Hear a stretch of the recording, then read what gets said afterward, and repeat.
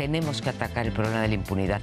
Luego me da por producir, como que me empiezo a aburrir y me empiezo a ver qué más, en qué más me entretengo. Como comentarista deportivo he sido muy feliz porque me encanta analizar el fútbol. Necesitaba reconstruir el asunto literariamente porque es mi única manera de comprender el mundo. La matemática es, en cierto sentido, el arte de dominar al infinito.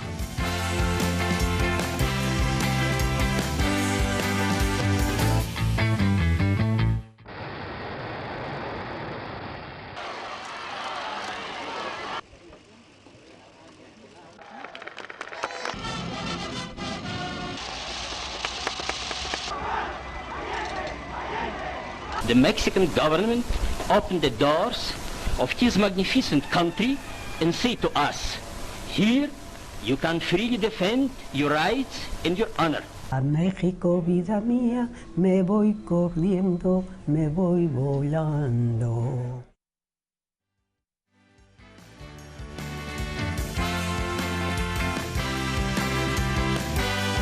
Bueno, gracias que siga aquí en el 11 y gracias que está también en el 95.7 de FM, Radio Instituto Politécnico Nacional. Víctor Corzo Aceves es experto en Derecho Internacional de la Cancillería, de la Secretaría de Relaciones Exteriores, y tiene ahí una experiencia en todo en el marco del derecho, lo que tiene que ver con los asuntos de leyes, relaciones internacionales, que creo que nos pueden dar, estoy cierto, una mirada muy interesante sobre esto que de repente nos pusimos a pensar mucho en el país a partir del caso de Evo Morales, el que era presidente de Bolivia. Bueno, abogado, doctor, ¿verdad? Tu trabajo que te ha costado, como luego dicen.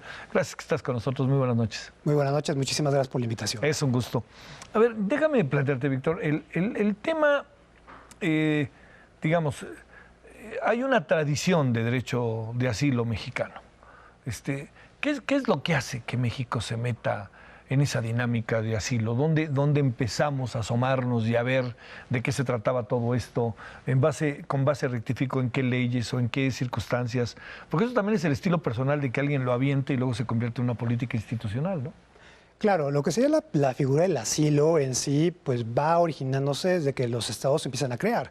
Cuando teníamos técnicamente los reinos es cuando empiezan a surgir los conceptos de nacionalidad, de extranjería, y poco a poco la cooperación entre los propios, las aldeas, las comunas, y a partir de ahí, cuando yo decido que acepto a algún extranjero que viva entre mi pueblo, pues también voy a darle la protección, y si es perseguido por otro reino, yo decido si le decido entregar o no. Entonces ahí empiezan a derivarse conceptos, como te comentaba, nacionalidad, extranjería, el principio de extradición, el principio de protección del asilo, y al día de hoy, en la actualidad, el gobierno de México tiene un bagaje histórico muy importante que se empieza a cristalizar a partir del México independiente, ¿no? Sí. Entonces hay antecedentes desde los 1800, del cual el gobierno de México empezó a suscribir tratados de extradición, donde se establecían cláusulas de excepción cuando fuera un delito político en el cual estuvieran pidiendo a una persona. A partir de ahí, el gobierno de México interviene mucho en la conformación de la norma internacional, la cual ya vemos cristalizada en diferentes ¿Cómo de qué año instrumentos. estamos hablando, Víctor? Pues ya, bueno, técnicamente estamos hablando de la década de los 30, cuando empiezan a surgir las primeras convenciones interamericanas al respecto de lo que sería la Convención de La Habana, la Convención de Montevideo, las dos convenciones de Montevideo, la Convención de Caracas, en las cuales empiezan a regularlo en el aspecto de asilo político, asilo diplomático, asilo territorial. A nivel internacional es importante reconocer que también se encuentra consagrada en la Convención de Naciones Unidas sobre el Estatus de los Refugiados.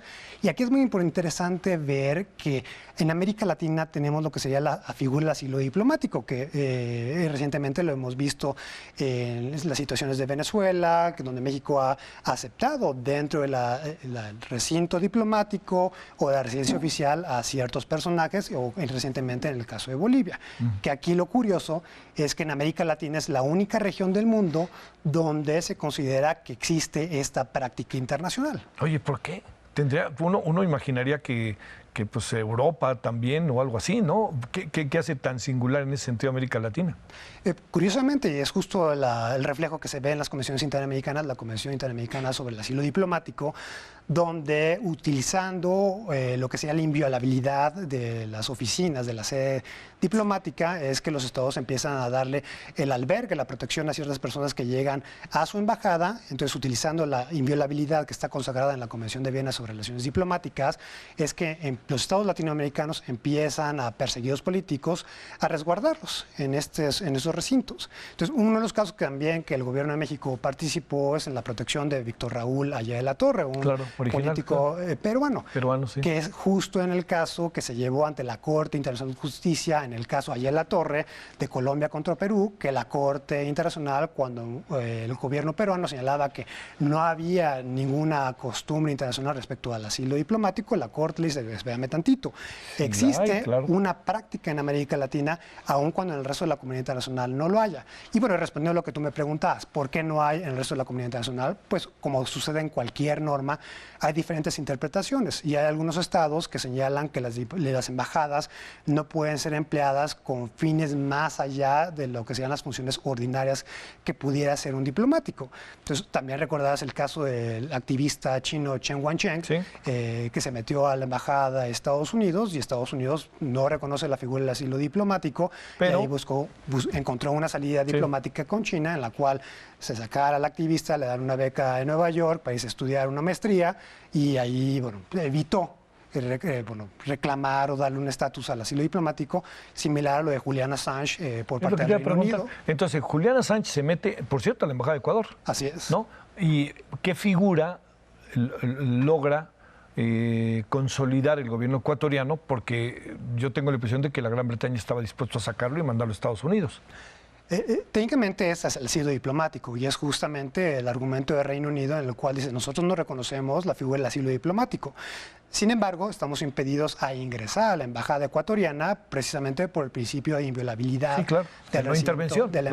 No tanto de intervención. No tienes razón, de la inviolabilidad. Exacto, para asegurar, y muchas personas confunden la inviolabilidad con el principio de extraterritorialidad, que eso es equivocado. Es inviolable las embajadas y los consulados precisamente para resguardar las funciones, no porque sea una extensión del territorio en el extranjero. A ver otra vez eso, porque hay mucho la idea de que las embajadas son una especie de territorio en un territorio.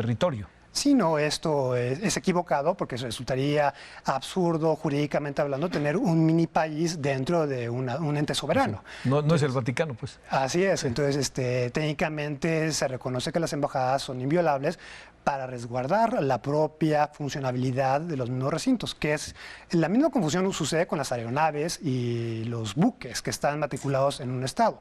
Tampoco son extensiones del territorio, sino van a tener ahí la nacionalidad del estado y se ejerce una jurisdicción personal, pero bueno, son principios técnicos en los cuales se hacen ficciones jurídicas. Pero fíjate, Víctor, está muy interesante. A ver, vamos a suponer el secuestro de un avión, por decirte algo, que tenemos ejemplos, ¿no? Entebbe fue quizás lo más, ¿no? El aeropuerto de Entebbe fue de lo que más uno recuerda. El hecho de que esté un avión en un territorio aparte, pero es un avión de una nación, de otra nación, en sentido estricto se aplica la inviolabilidad. A menos de que sea un avión de carácter militar, pudiera argumentarse, pero si es un avión comercial, no en una inviolabilidad, sino lo que va a operar sería una concurrencia de jurisdicciones, que es justamente el ejemplo de los aeropuertos, donde se señala que hay una convivencia, una multiplicidad de conexiones estatales, donde si acontece un ilícito en un aeropuerto, al haber extranjeros, nacionales, aviones matriculados en un tercer estado y propiamente el territorio, pues tenemos como 4 o 5 nacionalidades, dependiendo de dónde el país de origen del que fue el delincuente, las víctimas, el territorio y el avión donde está matriculado. Entonces es lo interesante del derecho internacional, ¿no? Ver este falso positivo de con una concurrencia de jurisdicciones. El caso digamos, de los casos que recordamos en el país como muy importantes, ¿han tenido ese sustento o han tenido también la parte que tiene que ver con la voluntad política? ¿No? O sea, una cosa es aplicar las leyes y otra cosa es la voluntad política para aplicarlas. Estoy pensando, quizás, a ver, en el que vimos tan atractivo como fue el caso de Trotsky. Claro. En toda valoración de política exterior siempre va a haber una ecuación de política. Ahora, el fundamento, ya respondiendo a tu pregunta, podría tener 3 variantes. El primero, lo que sería el fundamento legal, va a tener 2 vertientes. El fundamento legal escrito, que sería los instrumentos internacionales, los tratados que el gobierno de México tiene firmados y ratificados conforme al artículo 133 constitucional. Y bueno, ese sería un fundamento. Las leyes, como quien dice. Un primer fundamento, ¿no? Hay que recordar las convenciones que platicábamos en el inicio, la Convención de La Habana, la Convención de Caracas, la Convención de Montevideo. Y un segundo elemento de este fundamento legal puede ser la costumbre internacional, que también es reconocida como una fuente de derecho internacional a la luz del artículo 38 del Estatuto de la Corte Internacional de Justicia, que es el órgano judicial supremo de la Organización Mundial, que es Naciones Unidas, en la cual señala esta como una fuente reconocida. Entonces ya puede ser en un tratado, en una práctica como la que comentamos latinoamericana, y la tercera vertiente es el poder, la facultad soberana que tiene el Estado para poder decidir a quién le otorga su protección, el permitirle ingresar a su territorio, y esto puede ser bajo una justificante de derechos humanos, que siempre tiene que ser un criterio guiador para interpretar cualquier norma de derecho internacional y regular una interpretación que hagan las autoridades nacionales, y con una valoración de política exterior. Porque precisamente la figura del asilo, al igual que la extradición, no dejan de ser más que unas herramientas de política exterior que todos los estados tienen. Claro. A ver, otra cosa, digamos, ¿cómo distinguir esos terrenos entre el asilo político y la intromisión de un país en asuntos de otro país? ¿Se puede distinguir claramente ese terreno? A ver, yo diría, no nos metimos con el gobierno de la Unión Soviética cuando trajimos acá a Trotsky, no nos metimos con los españoles y con la República Española cuando nos metimos en sus asuntos al permitir toda esta formidable, por cierto, migración. Es muy interesante y muy oportuna la pregunta, porque aquí hay mucha confusión en general. Todo el mundo piensa que el principio de no intervención, o todos los principios que son conocidos y que por lo general son empleados en ese tipo de situaciones, todo el mundo piensa que están petrificados en un momento histórico en el cual fueron creados. La comunidad internacional y el derecho internacional, como está contemplado el día de hoy, ya realizó una transición a lo que sería el principio de no intervención, de que nadie podía opinar lo que hiciera un Estado, y si ese Estado decidía ejecutar o hacer una limpieza étnica dentro de su territorio, nadie podía dar una opinión. En la actualidad, con lo que sería el surgimiento y la evolución de los derechos humanos, los Estados, en lugar de ser unas esferas polarizadas, donde no solamente se podía ver de adentro para afuera, pero no de la comunidad internacional hacia adentro, pasaron y transitaron al día de hoy a ser esferas de cristal transparentes. Sí. Eso significa que se puede ver de afuera hacia adentro y de adentro hacia afuera. En otras palabras, la propia Corte Internacional de Justicia, en el caso Barcelona Traction, reconoció que los derechos humanos tienen una clasificación o un estatus de obligaciones erga omnes para la comunidad internacional. Eso significa que todos los países a nivel mundial tienen un interés en la protección de los derechos humanos, no solamente de su población, sino de terceros estados, las poblaciones extranjeras.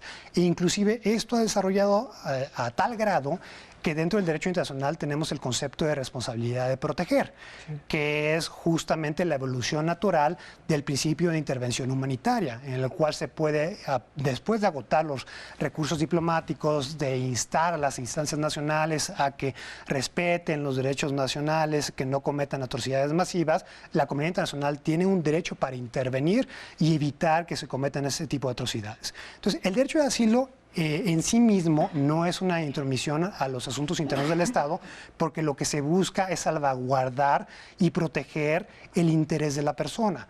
Aquí hay sus derechos. Sus derechos. Y ahí también hay que contemplar cuál es el estatus jurídico de este tipo de obligaciones de derecho internacional. Las obligaciones de derechos humanos son obligaciones erga omnes. Significa que van a estar por encima de ese tipo de valoraciones políticas, y aparte van a ser para proteger a una persona. Entonces no se está pronunciando, el Estado no está haciendo una valoración sobre la situación interna de un país en específico, sino lo único que hace es otorgarle una protección para salvaguardar la integridad física y la vida de la persona. Oye, esto nos coloca con que al paso del tiempo sin tratar de vanagloriarse, sí podemos decir que México tiene una tradición de asilo destacada, ¿no? Digna de reconocimiento por nosotros, pero también por fuera, ¿no? Entiendo. Y no lo digo como para echarnos porras, y no lo digo por Evo Morales, lo digo incluso por la historia, ¿no? Así es, lo que sería la figura del asilo, así como lo que serían los principios de política exterior y el actuar del Servicio Exterior mexicano es un ejemplo a nivel mundial, pero específicamente en lo que sería la protección de los derechos humanos y la cristalización del derecho internacional a favor de los individuos. Entonces sí, exactamente, hay un gran bagaje histórico por parte del gobierno de México, donde en ciertos momentos álgidos en algunas regiones a nivel mundial, en momentos paradigmáticos, el gobierno de México ha abierto sus puertas para que estas personas que están huyendo o que están siendo perseguidas políticamente en un país encuentren dentro de México un segundo hogar, una segunda patria, y aquí puedan salvaguardarse y no que sean perseguidos por una política o un pensamiento político que ellos pudieran tener. Claro. Oye, ¿qué es lo que sucede? ¿Qué es lo que sucedería si en un momento dado México y Ecuador, que mantienen relaciones diplomáticas y mantienen relaciones de gobierno a gobierno todavía, no sé qué vaya a pasar, no quiero adelantar nada ni insinuar nada, ¿qué pasaría si el gobierno de Ecuador nos solicita que con base en asuntos de carácter legal en su país requieren que nosotros les mandemos al señor Evo Morales acusado de tales delitos y nos mandan al Interpol? Bueno, más bien que sería Bolivia, no Ecuador. Perdón, Bolivia quise decir. Es que me quedé con la onda de Juliana Sánchez. Perdón. Pero pasarían las dos cosas, aunque sí, Ecuador o cualquier otro país nos lo pidiera. Lo que sería la figura de la extradición opera, como te comentaba en un inicio, como una herramienta de política exterior. Significa que hay una valoración política interna para poder determinar si decidimos entregar a la persona o básicamente señalar que no lo vamos a entregar. Entonces, la figura de la extradición simplemente es una petición que los estados hacen. Muchas veces se puede considerar que al día de hoy tiene un poco más de formalidad con los tratados bilaterales que tenemos firmados con cada uno de los estados, pero este tratado señala que siempre va a seguir o es la conclusión lógica de un análisis de política exterior interno. Aún cuando tenga intervención lo que serían los jueces federales, el Poder Judicial, simplemente es una recomendación que le van a otorgar al Ejecutivo Federal, pero el Ejecutivo Federal es el que al final del día decide extraditar. Ten sus atribuciones. Así es, y hay que recordar que en muchísimos casos donde el gobierno de México simplemente ha negado la extradición de múltiples personas. Hay que recordar también el caso de la mexicana Lucía Moret. Si recordarás, estaba en uno de los campamentos de la FARC que fueron bombardeados por parte de Colombia, retomando el caso de Ecuador, donde aún cuando fue solicitada en extradición, el gobierno de México negó la petición por parte del gobierno colombiano. Sí. Oye, lo que pasa es que eso coloca los dimes y diretes y los límites de las relaciones entre los estados, ¿no? Digamos, el caso de Evo Morales, es evidente que estamos en una situación complicada con quien hoy gobierna, ¿no? Eso pues, es inevitable, ¿no? Consecuencias de... Pudiera ser si no hubiera este bagaje histórico, esta práctica histórica que el gobierno de México ha tenido, pero siempre hemos tendido la mano a cualquier persona que está siendo perseguido políticamente en cualquier estado. Precisamente es justamente este punto el cual nos da esta oportunidad de liderazgo en este rubro, en materia migratoria, en diversos temas, mantener esta estabilidad y siempre esta retórica que el gobierno mexicano ha tenido a lo largo de los años, a partir de su independencia. A ver, ¿tenemos muchas solicitudes de asilo en este país?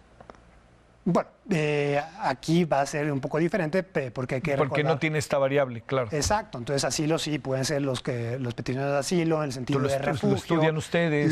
Los migrantes, entonces vemos que al día de hoy, y lo veíamos con los que serían las caravanas que provienen de Centroamérica, efectivamente hay personas que están queriendo transitar por territorio mexicano o inclusive muchos de ellos ya lo ven al Estado mexicano como el estado de llegada, donde ellos están buscando llegar y sí, efectivamente ha habido varias personas que están apegándose a este tipo de protección. Entonces, dependiendo del instrumento internacional el cual lo queramos clasificar, pues puede ser la Convención de Naciones Unidas sobre el Estatus de los Refugiados o las convenciones de asilo territorial que ya habíamos visto, pero para lo que sería la experiencia mexicana, pues hay que distinguir, el asilo siempre va más relacionado con lo que sería una persecución política a lo que sería el refugio en sí. Claro.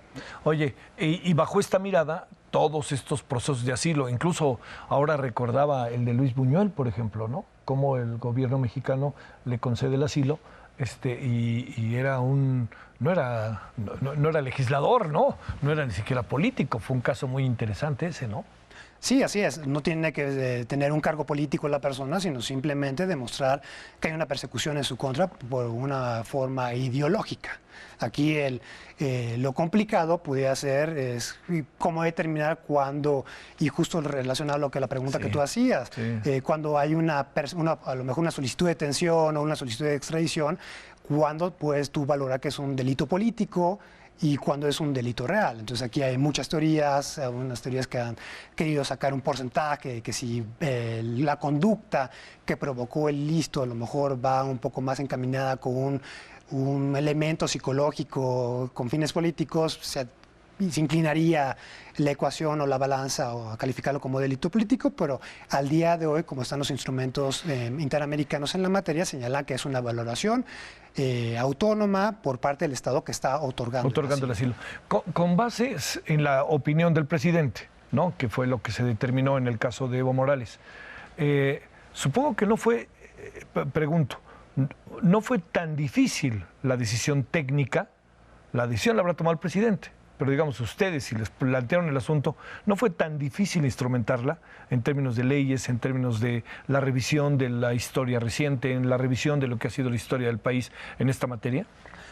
Aquí, curiosamente, no fue tanto que se revisara la petición, sino el gobierno de México fue quien ofreció el asilo. Y hay que recordar, y justamente lo que señaló nuestro representante permanente ante la Organización de Estados Americanos, de que no estaba tan claro las razones, claramente fue un movimiento, una salida abrupta, la cual tuvo Evo Morales de Perú cuando le dijeron que le recomendaban renunciar. Sí. Entonces, no dijeron renuncia, sino recomienda, y se lo dijeron los militares, ¿no? Exacto, y justamente era el presidente electo hasta enero de 2020. Y de igual forma él aceptó de manera volitiva lo que sería la observación, la misión de observadores de la Organización de Estados Americanos. Entonces, bueno, está muchos elementos alrededor, los cuales el gobierno de México sí los determinó como alertas amarillas, en las cuales el gobierno de México de inmediato, de oficio, propio motu, decidió ofrecerle este asilo pues para resguardar lo que sería su integridad física. ¿Cómo vive un asilado político en México? Como cualquier otra persona, básicamente tiene todas las libertades y todo que señala en la ley y las restricciones mismas que pudiera encontrar cualquier otro extranjero que se encuentre dentro del territorio nacional. O sea, tiene libertad de acción, pero debe de tener un salario o algo, ¿no? Debe de tener, porque no puede vivir ahí como de la nada, ¿no? Y más por la impresión que queda de cómo llegó Evo Morales, ¿no?